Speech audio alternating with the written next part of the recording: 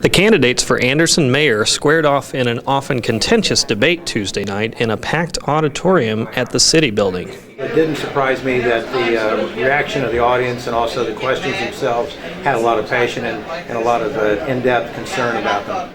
Anderson's on a path. I mean, all of a sudden we're competing again all over the state. I mean, Anderson is known outside of here as being one of the toughest competitors in the state for new jobs. And we really need to impart that information.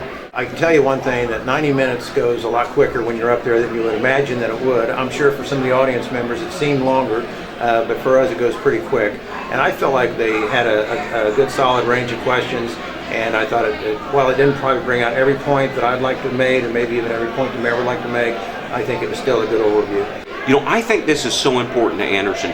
It's really, really difficult to have a candidate try to condense some of these very complicated issues into 2 minutes or 90 seconds or whatever the time limit is. So many of our young people are moving away, and if we don't expand our tax base, if we don't increase the number of people that live here, this town's going to become irrelevant.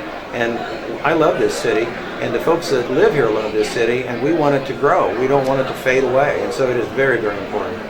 This election matters for this reason. There has to be continuity in public policy. We learned, because I was mayor and then I wasn't, then I was again. When I was mayor the first time, we had new industry moving into this city.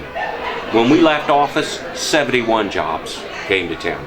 We came back in, and within the first 6 months we announced GTI. And we haven't stopped then. We have 4 brand new manufacturers that we have announced. The 3rd plant is nearing completion on Martin Luther King. The 4th one we break ground in November 17th, I believe it is. I mean, that's exciting. But if this team isn't here, and it's not because of me, but it's our thought processes. If we're not here, that stops, and that was demonstrated.